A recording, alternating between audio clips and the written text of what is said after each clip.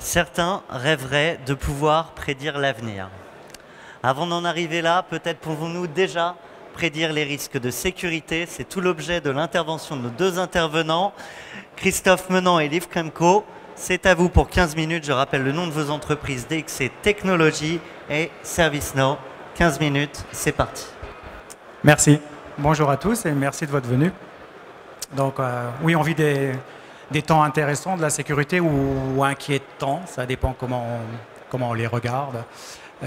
Quand on parle de digital transformation, quand on parle d'industrie 4.0 ou la convergence IT-OT ou les environnements cloud hybrides ou pas cloud d'ailleurs, ou la mobilité. Et si on rajoute autour de ça toute une composante d'agilité qu'on a besoin d'avoir pour faire face à tous les changements continus dont on a besoin de faire face, les choses vont très très vite, très très vite. Et à la limite, force est de constater que aujourd'hui, les modèles opératoires de sécurité ou les modèles de gestion de la sécurité tels que beaucoup d'entre nous on les a mis en place, ils ont certainement besoin d'évoluer aussi, voire ils sont obsolètes. Donc voilà, moi personnellement, et c'est purement personnel, ça fait 22-23 ans que je travaille dans la sécurité, j'ai eu des métiers complètement différents, 27 ans dans l'IT ou l'OT. J'ai appris trois choses. De ces années d'expérience, j'ai appris trois choses. La première, et celle-là je la connais vraiment très très bien, je la maîtrise assez bien celle-là, je sais que je ne sais rien. C'est-à-dire que voilà, tout seul on n'est rien et alors, il y a la nécessité de se faire accompagner de partenaires pour pouvoir évoluer dans ce cheminement de transformation et de sécurité des nouvelles technologies qui arrivent. Donc voilà, la deuxième que j'ai appris, c'est qu'à chaque fois que j'ai cru que je maîtrisais quelque chose, que je maîtrisais un domaine, je me suis aperçu que la photo elle était toujours plus grande, que l'écosystème dans lequel je me situais était toujours un peu plus grand, que les dimensions qu'on omettait ou qu'on oubliait étaient assez intéressantes et assez importantes à prendre en compte, parce que si on est en autarcie dans un domaine spécifique de sécurité, à un moment donné, on n'arrive plus à s'intégrer, on n'arrive plus à évoluer et on meurt d'une certaine manière. C'est la deuxième chose que j'ai appris. La troisième chose, c'est que dans tout ça, quand il y a beaucoup de choses à faire, quand on fait une transformation sécurité ou une transformation digitale, quand l'objectif paraît impossible, il faut toujours revenir à la base de ce pourquoi on fait les choses, de revenir aux fondations, pourquoi on fait les choses, définir précisément à quoi ça sert, et puis commencer petit à petit et commencer à faire les choses. La sécurité dans la transformation numérique, comme on l'appelle, je pense que beaucoup d'entre nous, on a quelques challenges à fonctionner avec la transformation sécurité ou la sécurité dans la transformation digitale. Alors moi, comment je la définis, la transformation numérique, je la définis à ma manière, avec des termes français. C'est comment identifier, cibler, faciliter et accélérer les opportunités commerciales ou business, ou la croissance business d'une entreprise. Et en même temps, c'est comment je réduis les coûts de run ou d'exécution de mes processus métiers, peu importe l'environnement ou le métier que vous avez, c'est comment je les optimise et comment j'optimise les coûts de tous les processus dits techniques, IT, OT, IoT, qui vont supporter vos process métiers. Et le corollaire de ça, c'est que tous ces processus numériques, voilà, ils expandent, excusez-moi le terme anglais, ils accroissent la surface d'attaque et il y a beaucoup plus d'opportunités pour les cybercriminels pour pouvoir interférer avec votre plateforme digitale. Donc voilà, donc dans ce contexte de culture de changement permanent, dans ce contexte de livraison de valeur ajoutée dans une société, peu importe ce que votre société fait, quand elle livre de la valeur, que la valeur soit matérielle ou immatérielle, donc on a un besoin de créer de la valeur le plus vite possible. Et qu'est-ce que ça veut dire pour la sécurité? Et tous les acteurs du marché ils tendent à dire, voilà, maintenant il faut prendre la sécurité, il faut la mettre au début, ce qu'on appelle security shift left ou security by design ou privacy by design. Il y a plein de termes marketing mais qui veulent tous dire la même chose, c'est qu'il faut intégrer la sécurité dès le début des processus de transformation numérique, peu importe comment on appelle ça. Et qu'est-ce que ça veut dire d'intégrer cette sécurité? Donc la première chose à faire, et d'ailleurs j'aurais dû passer le slide, c'est pas grave, ça résume ce que je viens de dire en quelques mots. La première chose à faire, c'est définir ses besoins de sécurité. Et nous, chez DXC Technologies, on croit en le fait qu'on a 4 impératifs majeurs de sécurité à prendre en compte dans tous les process de transformation que vous avez. Alors ils sont résumés ici en jaune sur le slide, on les appelle Encrypt Everything, Monitor Everything, Verify Everything, Secure Everything. Alors je les fais dans l'ordre ou dans le désordre. On a des solutions managées où on a des services d'intégration dans ces 4 piliers de sécurité. L'un est Encrypt Everything, c'est comment on gère la sécurité dans le cycle de vie d'une donnée et comment on encrypte les données sensibles ou privées. Le Verify Everything, c'est un peu dans le Zero Trust model, si vous voulez. C'est l'identité au sens large devient le fondement de la confiance d'un système d'information ou d'un système outil. C'est je dois vérifier les accès de tout, des gens, des objets, des transactions, des appels API sur les différentes plateformes que vous pouvez utiliser. Monitor Everything, c'est comment je mets ou j'ai la visibilité suffisante de toutes les plateformes, qu'elles soient legacy, qu'elles soient cloud, privées, publiques, qui vont me permettre de faire de l'identification et de la gestion d'incidents de sécurité. Et la dernière, qui est Secure Infrastructure, c'est, pour la faire simple, c'est tout ce qu'on connaît, tout ce qu'on sait parfaitement comment ça fonctionne. On doit faire en sorte que ce soit géré automatiquement. On doit avoir les capacités sécurité nécessaires pour que ce soit géré automatiquement. Voilà. Donc une fois qu'on a défini ces besoins et qu'on a des solutions pour répondre à ces besoins, maintenant dans la transformation digitale, qu'est-ce que ça veut dire? Alors, il y a une chose très importante que l'on met en place, c'est que pour pouvoir mettre votre sécurité dès le début de votre transformation digitale, parce qu'aujourd'hui on s'entend à dire qu'il n'est pas très acceptable, de penser à la sécurité après coup, parce que c'est trop tard. Les choses vont tellement vite, on livre tellement de valeur dans les sociétés tellement vite, tellement de projets, que c'est trop tard. On n'arrive jamais à rattraper le temps perdu. Donc on le met au début.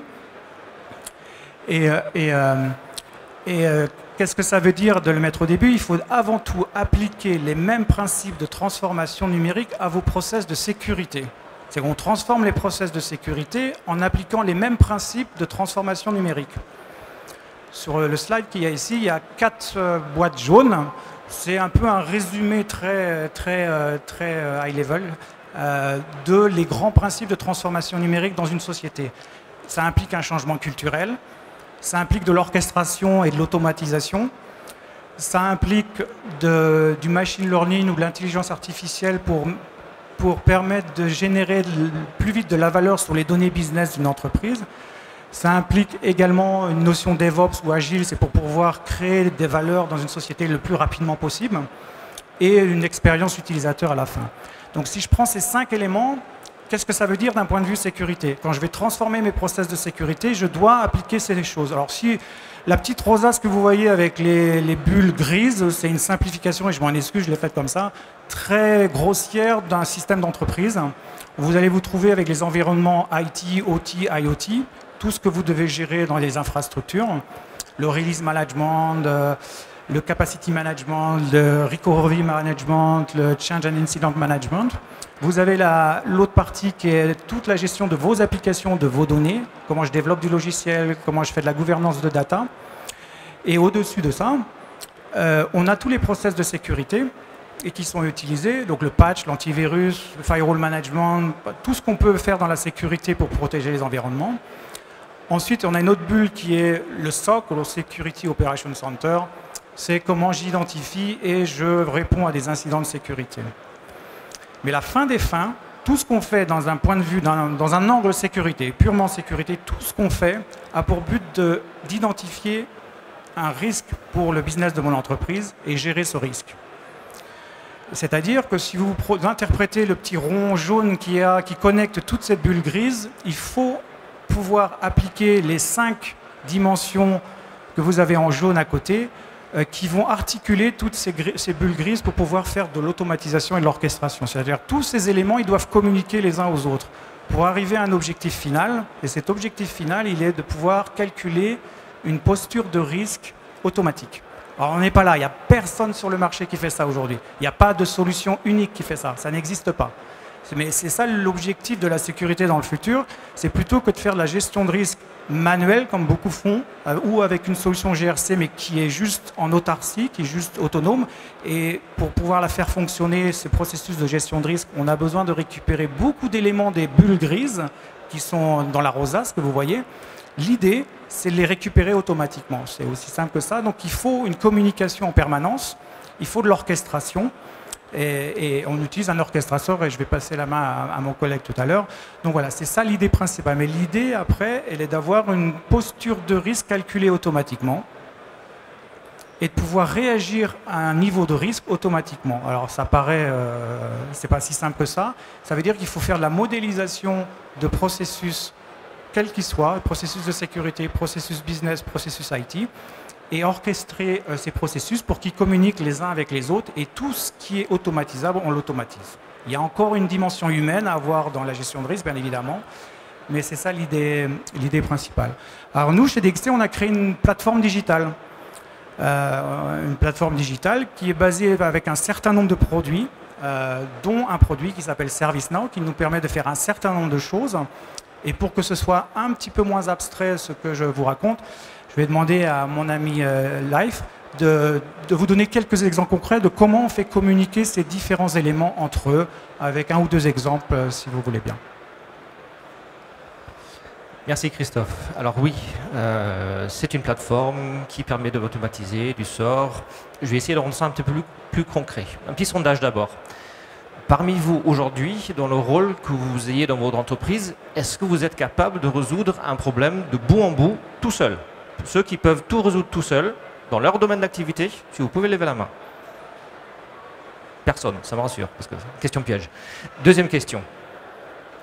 Est-ce qu'aujourd'hui, ceux parmi vous qui l'utilisent, utilisez du Excel pour saisir des informations? Parce que justement, vous devez avoir une liste d'incidents, une liste de vulnérabilités, une liste de défaillances, un rapport d'audit de ceci, cela.